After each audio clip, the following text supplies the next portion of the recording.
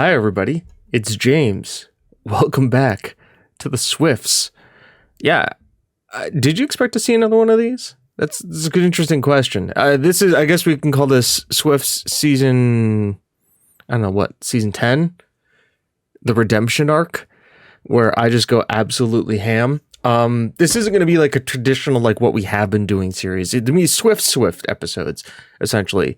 You are not going to see almost any league games whatsoever unless we win the title, which we probably will. It's really going to be just Champions League, talking a few group games, and then just see how many trophies we can win. I put a poll up on Twitter saying, should we do this? And I got a 50-50. And I've got 10 votes. Half said yes, half said no. So that just gave me, I'm like, well, 5 people voted say yes. We usually get 7 views on the videos. So I thought, we'll do it. We'll give it one more college try and just try and finish off the season. So, and see what we can win, how many trophies. So let's go over a few things. We are in the middle of the season. We're actually on transfer deadline day because we have a game against Hearts, which is nice. It's a league game. It's also a rivalry for us. I've had a lot of transfers. The Champions League group has been drawn, so you get to see our Champo group. Just a ton of stuff. And we played 3 matches in Scottish Premiership. Plus, we actually played in... Oh, that was last season. Damn it. Well, we can talk about what we won last season. There's this thing called the Club World Cup Championship. We won it. Yeah, we won it. We were up against just some crazy clubs. Clubs Azul. We beat Ajax. Then we beat Atletico Madrid. And then we beat Liverpool. Got our revenge from the Champions League. So immediately, first trophy is down. We won the Club World Cup. I don't know how we qualified it for it. It's a weird kind of thing, but yeah, we won it. So, hey, everybody, thumbs up there. High fives all around. Club World Championship, Club World Cup, whatever you want to call it. We won it. Going forward from that, Scottish Premiership, we're top of the league. Champions Cup. Now, obviously, in the next series in FM22, we've already got that handled. The name fix, Group G. But boy, do we have a group in this one. We have Shakhtar Donetsk, us, Bayern, and Milan. I think we've played Milan before. We did all right against them last time. Bayern is Bayern. Us in the Swift. Us and Shakhtar. Ultimately, I think we should be getting out of this group. Obviously, Bayern Munich is Bayern Munich. They are struggling right now in the league, but I'm sure that they'll pick up and become tour de form. Milan is Milan. They are who they say they are. It's very pretty much thing, but they got a lot of old and aging out players here. That's something to talk about. And then Shakhtar, I think, is going to be kind of easily swept aside. It's kind of sad, but true. We've had a slight formation change. We've had some ins and outs. I've spent a stupid amount of money. So let's go over transfers because we're going to have to talk about them. Because it all started at the end of last year. Where is it? In June. So we've spent, at the end of last year, almost £600 million. Plus we sold a bunch of players. And then this year, there's been one big out. Or the last year was one big out too. And this really all kind of stems for it. First things first, Ali Muirhead. This is the Scottish regen that came through like year 2 at Wraith. And he was just an absolute baller, huge international, one of the best players in the world. And I was like, if I'm going to win everything, I'm going to get this guy on my team. I don't care what position he plays, what he's going to do. I'm going to get him. And we got him from Hertha Berlin.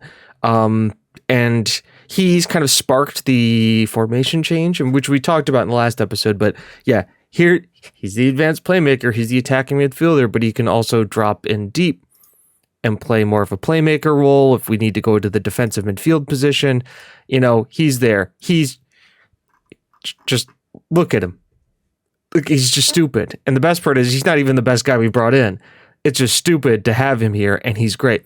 Runs through the ball to Sketter, gets forward where they're possible, tries killer balls, dictates the tempo, dives into tackles. He just does everything as a playmaker-y kind of player. He's good. as a getting forward kind of player. He's good. I would love to play him as an advanced playmaker, but the advanced playmaker says shoot less often, and he's got 16 long shots and 12 finishing. I want him to shoot. Shadow Striker is a good shout for him. He has all of the mixes of the Shadow Striker, and we do kind of play him in that position sometimes. And you can see just like how he started off for us. You know, he was a little slow in the Club World Cup. So far in the Premiership, he's got 1 goal and 3 assists. He's finding his feet. He's finding his feet with the team, but I think he was going to be a huge part of what we do going forward. Then we also brought in from Milan, Mattia Lemon. He's a right back. He's one of the best right backs in the world. I thought, you know, we have Barris. We've got Borgnen. We've got a bunch of guys. And I was like, I just need to like depth. Depth is the key. And obviously he's a guy who played for Milan, and he's good. He's a determined fullback. He plays as, you know, a wing back on attack for us, more suited as a wing back on defend. But you can see here, gets forward whenever possible. He looks for the pass, attempting to score. He knocks the ball past opponents. He's a team working, marking, tackling, long throwing kind of a guy. He's consistent, which we love. He does everything we want him to. He is a solid world-class right back. And once again, it was about creating depth. And he was one of the steps on creating depth. Then from Derby, another guy I've had my eye on for a long freaking time. And by the way, the attribute, like him coming from 4.5 stars to 4 stars, is not because he got worse. It's because we got stupid players in that are really good. To be a rotational option, yes, this guy is a rotational option in midfield. Samal Justinson. He is English, but he's also Faroese. So going back to our buddy who plays in the Faro, the guy who generated early on, Borjas. Now we have his compatriot, could have been his compatriot. This guy played for Derby for 239 games. He's a freaking icon for them. And we brought him in to be like a rotational option in midfield for us.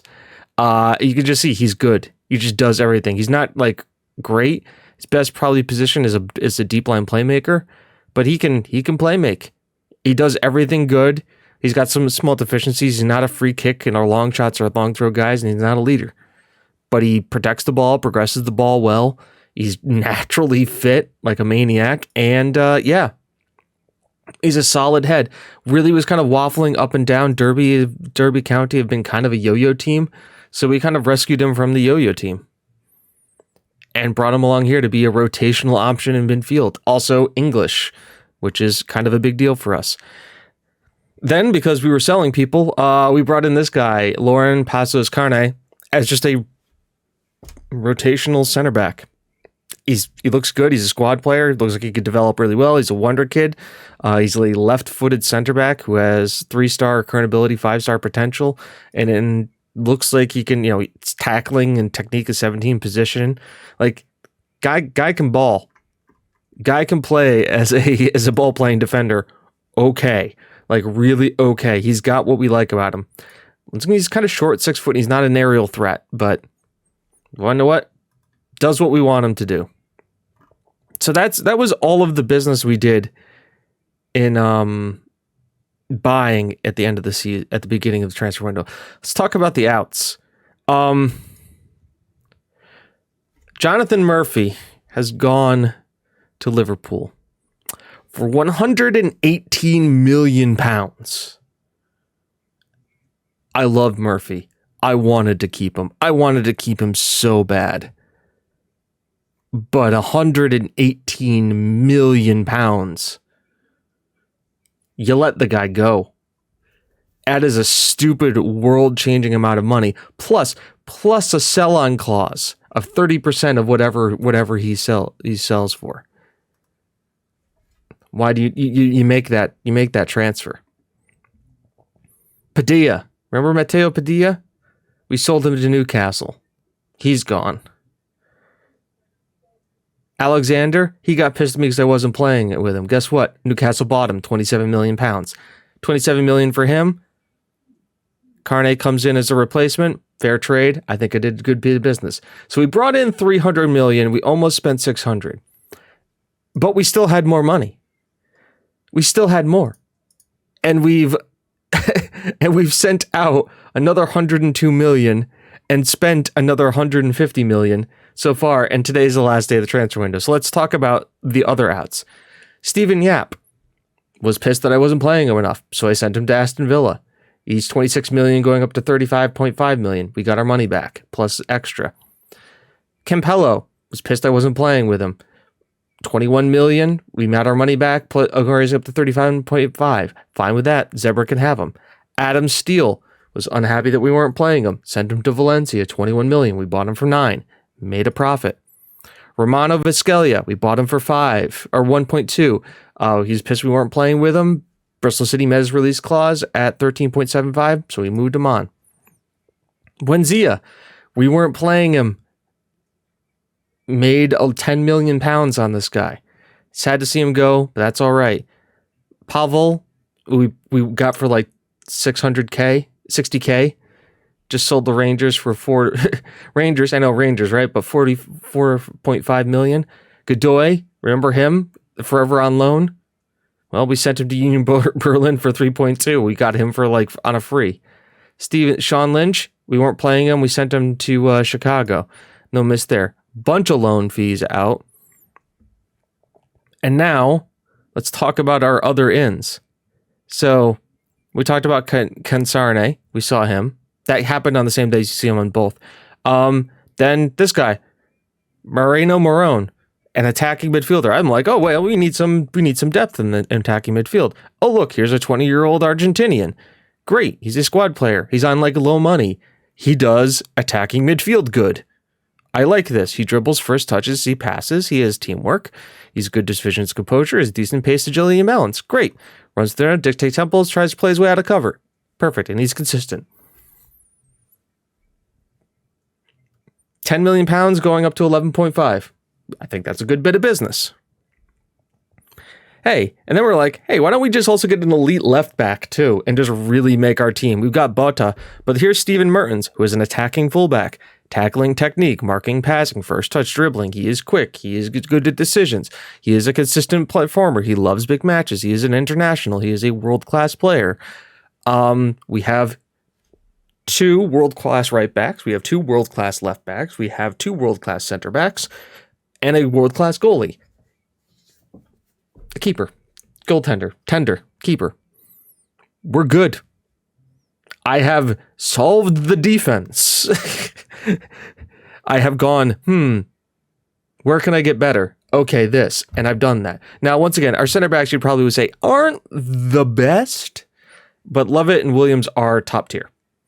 They're good. They're world class. They are starters internationally for England and Wales. Our next 2 guys are the Brazilian that you saw and an Argentinian, and they're pretty darn good too. As a rotational option, I am happy to put them in. They're also a right-footed and a left-footed center back that ball play. That's what we do in this team. That's what we do in the back. I'm happy to do that. So Steven Mertens comes in, and then the greatest coup of all time, 93 million. With just there's a ton of add-ons you don't see here, but this guy's gonna end up costing like 200 million pounds at the end of it. I've really broken the bank and probably ruined the wage structure going forward for the team. Allow me to introduce you to Nelson Borgano, the most cracked player that I've ever seen. Hey dog, you want a guy who can be a complete forward and one of the best strikers in the world? Sure, I got you. Hey dog, you want one of the best midfielders in the world? I got you. Oh, by the way, I have 16 tackling. My work rate's out of control. My pace is great. I can't jump, but I just do everything. Everything this guy does. He has right foot very strong, a reasonable left foot. He is brought in because I was like, I'm just going to get the best midfield I can. Oh, by the way, this guy can also play striker. Like, this guy plays even a ball-winning midfielder, he could play ball-winning midfielder, and that's his worst midfield position. As a box-to-box, you salivate at this. You look at this guy's a box-to-box midfield dream. As a forward, can he play advanced forward? Yes. Can he play complete forward? Yes. Can he play pressing forward? Abso-freaking-lutely he can. He plays across the top like nobody's read. He can't play target man. He's 5'7". Sure, he can't play target man. But he does everything else. This guy just you want him to play forward? You want to play in the midfield? He does it all. He's a world-class midfielder. He can pass like a motherfucker. Excuse the language. But this guy is it. He's the best player in the game, hands down. And we got him. He can't play today because he's already played, and I got him on deadline day, but he is cracked. So how's our team line up? Well, I hear you ask. Well, good questions here. This is how we line up right now. This is if we want to control and be offensive in a game, this is how we line up. And I think it's freaking deadly. It's a 4-2-3-1, except that there's no inside forwards. You're telling the inside forwards just to play as forwards. Suarez, Lemma, Lovett, Williams, Bota, Anfield, Pantinelli, Murhead, Farrell, Vanderlyn, and Bonfigo. With Barris, Mertens, Verichik, who comes in, who's been like also playing center back. Oh, he lost his face. That's sad. That's all right though. Houston, Franklin, who by the way, like carried us in the Club World Cup in Salvador. Franklin has 8 goals so far this season. You don't see it because the Club World Cup has fallen off, but he has scored 8 goals for us, 2, 2, and 1. And it's just, Dean Franklin is a man in form for us right now. And actually, can we see it in his history? Yeah, league, 4 goals, non-competitive. They have 5 assists, 3 goals, 3 goals, 3 goals. Yeah, 8, here we go. Continental, 5, because it was the Club World Cup.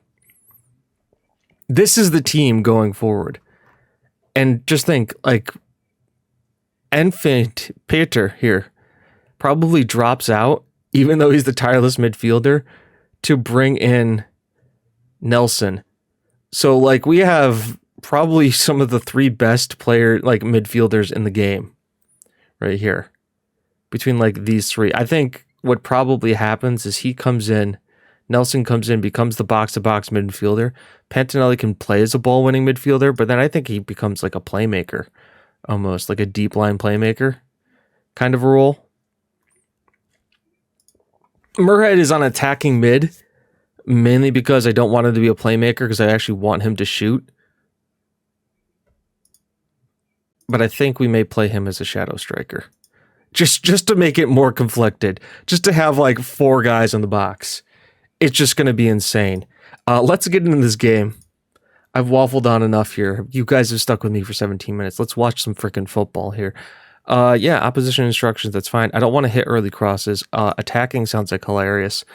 Team and select the team. I mean, that is the team. I'm going to drop Mertens because I want... Yeah, by the way, Ferreira is the other one who's a fairly determined center back who is also fast. I think he's our tallest center back. Nope, he's 6 foot. All of our center backs are 6 foot. Pantinelli, that's right, we still have Fabrini with us. So absolutely we're fine there. The guy's a maniac. Ferreira, where's our other guy? Yeah, we'll bring Ferreira on for Mertens just because this guy can do that. All right. Let's jump into this game and watch how it's going to be. I imagine hilarity will... It's either going to go really well or it's not, because obviously Hearts, we usually play us tough. They've also got Mark Whelan. We all remember Mark Whelan. He's turned himself into a good player for them. I mean, 78 goals and 170 appearance for Hearts is not bad. Guy is probably an icon for the team, right? Overview. Can I see? Ooh, nope. I think it'll probably be under general here. Yeah, he's a favorite personnel for sure. So he's made it up to favorite personnel. Good for him. But here we go, folks. A roundup for the Swifts. Let's see how we do against, obviously, one of our biggest opponents. So here we go. Lovett on the ball here. Lerma, Pantinelli, Adfeld, Farrell. I mean, just look at the bodies in the box here. Farrell, captain. That's what he does. 1-0 to the Swifts. 5 minutes into the game. Bota with the assists. And here we go. I'm sorry, I'm going to have to do this too.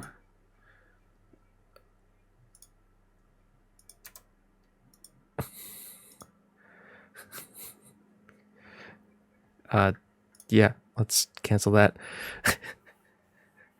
We got Bottas, folks. I don't have to keep saying Bota, it's Bottas. Farrell to Chow to Hughes to Smith. Now the work rate on this team is pretty great too. And now the other thing too is we play the in this position where we don't play the wingbacks on attack, they're on support. So they do provide a lot more defensive cover than their previous ones have. And we look at these passing triangles here too. Bang. Bonfigo makes himself wide. Murhead comes in deep. We've got Farrell out wide. It just works, folks. It just works. I don't have Todd Howard on this thing, but you know, it just works. We should be.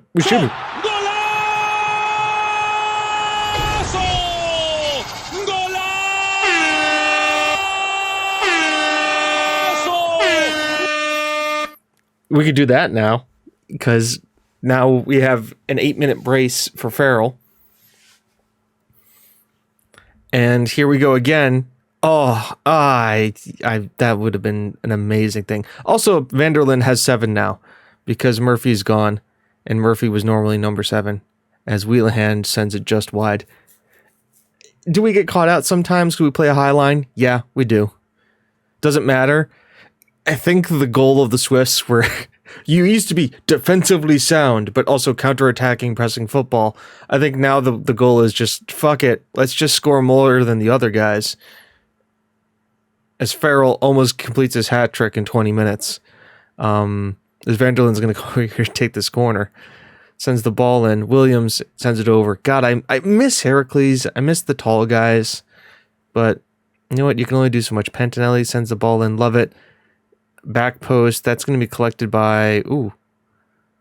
Good tackle by Lemma. We've got some solid players here.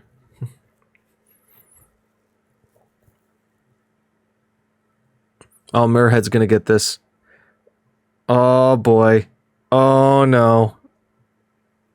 That was devastating. That is a textbook counterattack. As Muirhead gets it, they keep 3 guys back. Farrell gets it. Gets through in there. Quarter of uncertainty. Bonfigo finishes it. We're up 3-0.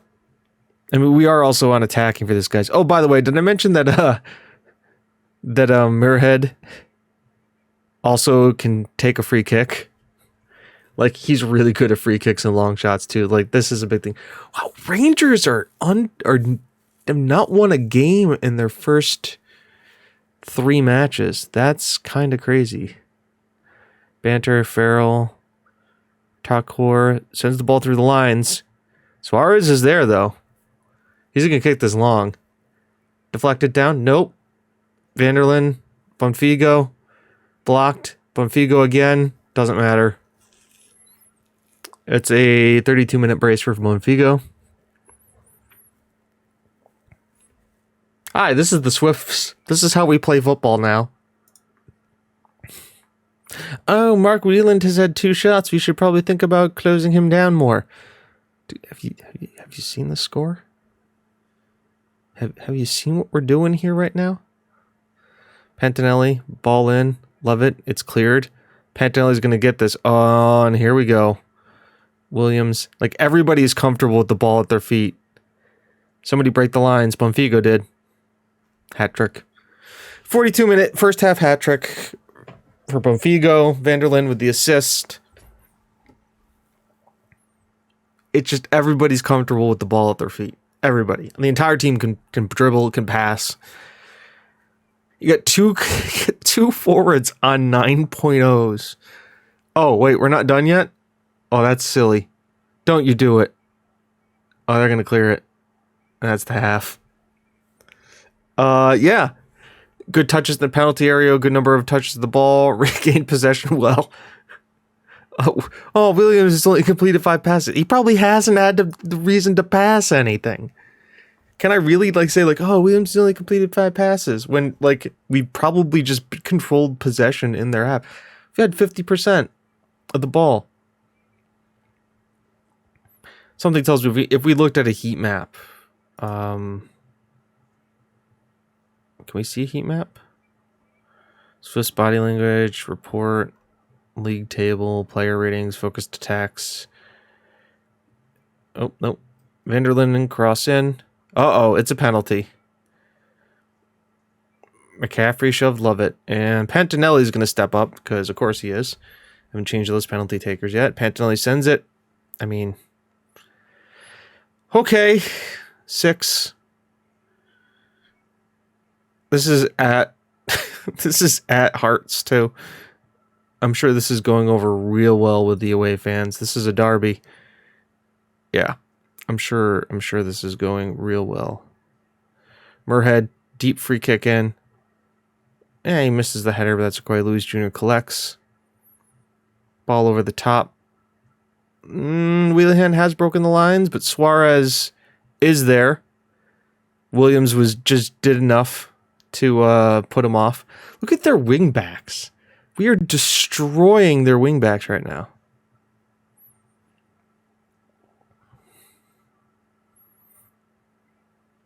Towery, Sweeney, closed down by Murhead. Like, that's the thing. Like, now we have that attacking midfielder who just puts that pressure on him. Vanderlin's away. He should have scored. I mean, can I be upset with the way this team has been playing? Can I really? Some tactical changes will be made. Barris will come on for him. Ferreira will come on for him. Oh my God. It just works, folks. It just works. Deep line playmaker. Oh, 10 minutes of just absolute craziness. Barris, ball into Bonfigo. Finds Barris. Pantinelli comes under pressure. Somebody's got to help him. That's a bad pass. Lovett is there, though. Cleans it up. Williams sends it over the top. Vanderlinden. And Hearts get another shot at it. Aberdeen, good start to the season for you guys. 1-3. Hughes, ball in. Clear it. Nope, but it's all right. It's the crossbar anyways. 2 minutes of added time will be just that. A 6-0 win to the Swifts, where we controlled the game for the majority of the time. Can I get like a heat map? Shot map, sharp map, bars, formation, Swiss formation, formations, horizontal, vertical, hard stats, was focused attacks. That's where we were. Yeah, it shows you where we focused the attacks. Reports, yep, nope. Post-match report. That's the post-match report. That's analysis. There it is. Yeah, so it shows you where we spent the majority of our time. He was back here, but like, look at our defensive line. It spent the majority of the time at the halfway mark, and shows you your shots. Look at their line here. A lot of time almost pushed back there. Like, Wheelahan almost never got close. Well done, guys. It's a good win for us. Yeah. So, when do we come back? When do you want us to see this stuff? Well, I'm going to give you guys a quick little peek behind the curtain here. I think it's a good start to the season.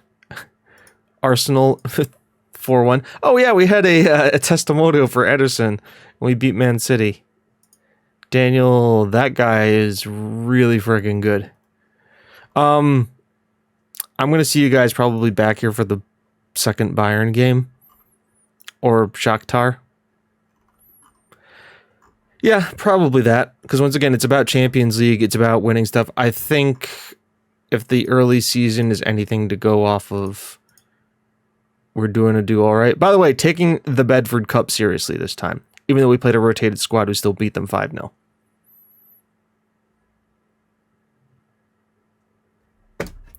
So, with all that being said, I will see you guys after the group stage. And until then, I've been James. Oh, I should also mention, this won't be like an everyday kind of thing, because this is a long time. And also, if I click this is how long it takes to continue now. And that's just to get to like the same time in a press conference. it takes a while to continue now. So this won't be every day. I will try to at least make it 2 to 3 times a week until we win the Champions League, hopefully. So until then, I've been James, you've been you, this has been the Swifts. It's not how good you are, it's how good you want to be. And I will see you in the next one. Bye-bye.